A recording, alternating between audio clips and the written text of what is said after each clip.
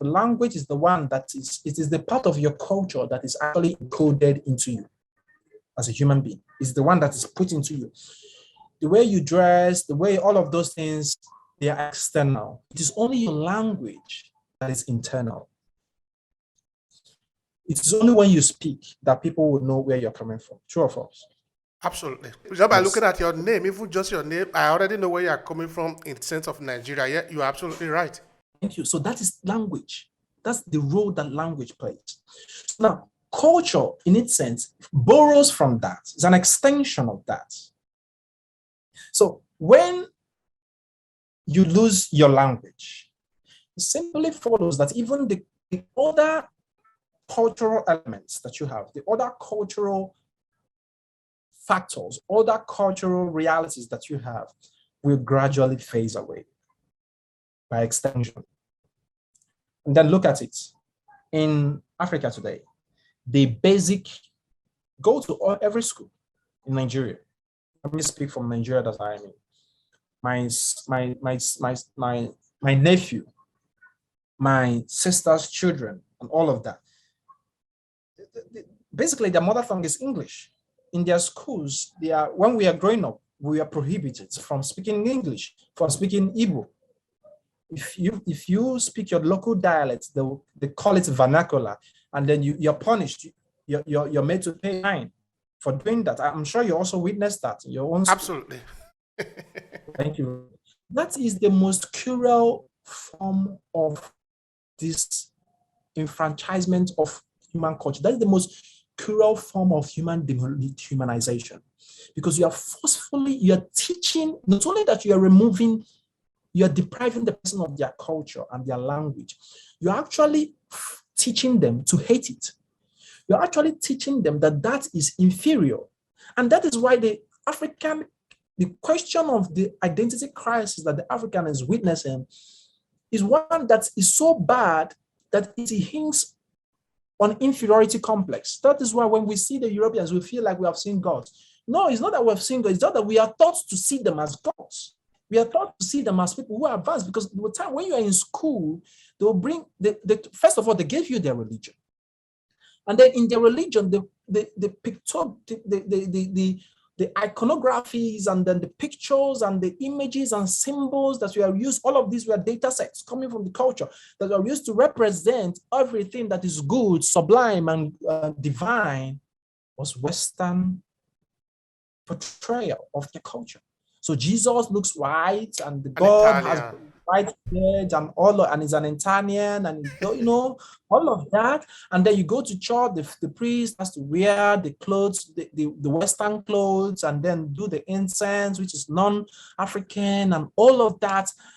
And this is a total lifelong brainwashing that destroys your brain. Because the thing that you now get to the point, and then they tell you that their saints, the real people who go to heaven are their own saints, that your forefathers are not saints. But in your own African culture, we have ancestors who were actually people who lived good lives. And so we dropped those ones aside, and then we adopted their own saints. And then they told us that our religion, which is a reflection of our ability to make sense of our world in our own way, they told us that our religion was actually paganism, and we are practicing fetishism. But you go to the Catholic Church, and what is fetishism? They tell you that an animism, that's what they call us. So they tell you that when you take when you pour libation, and then you eat from those libation, all of those things that you do, that's you actually practice animism. You're treating a lifeless object as something that has life. A direct replication of what is happening inside the Catholic Church. Thank you very much. And other parts of the world, and all other Christianity.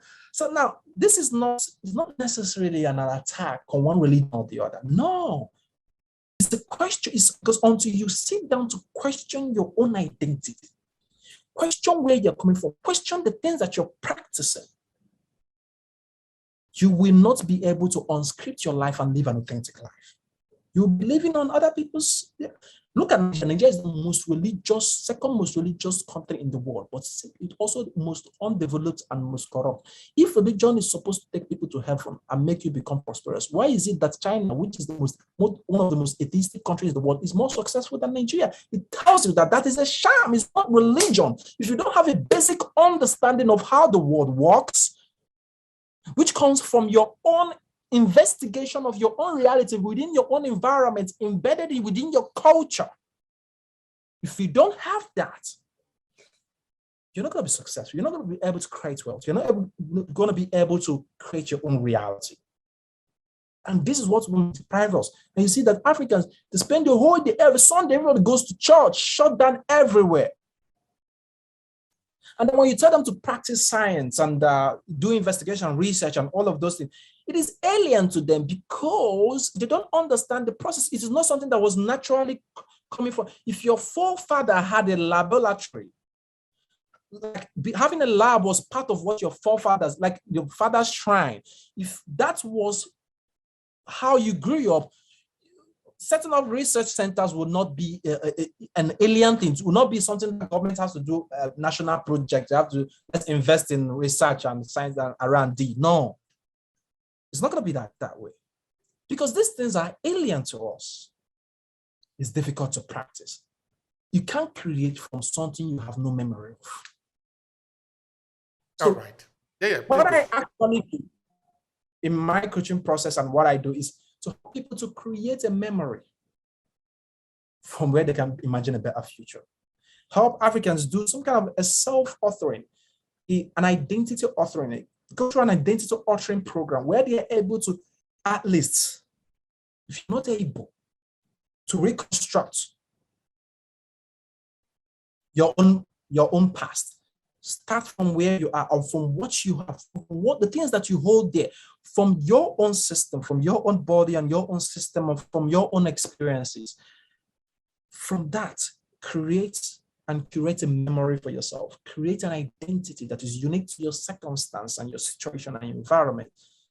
And that will empower you to be able to imagine a better future and then create it.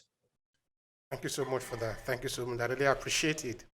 All right. Now we have touched a really vital argument. This is one of the most important episodes that I've done. It's really very important.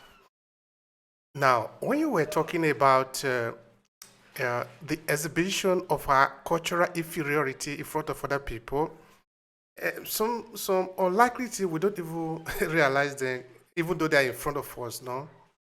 One time I was asking a scholar from South Africa, why is it that when our president, of course I'm going to another level now, go to the United Nations to speak?